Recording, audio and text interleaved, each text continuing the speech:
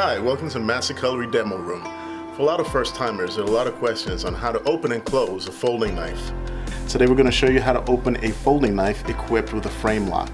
The frame locks are very similar to liner locks, but the difference is the actual locking is exposed on the back and is a part of the handle. This particular folding knife is equipped with both a flipper and a thumb stud. To deploy the blade using the flipper, apply pressure to the flipper and you will hear a clicking sound, which means the lock is engaged and the knife is ready to be used. To deploy the blade with the thumb stud, apply pressure and follow the blade out in a circular motion. The clicking sound again means the blade is ready to go. To disengage the lock, you want to push the frame lock to the left and move the blade into the closed position.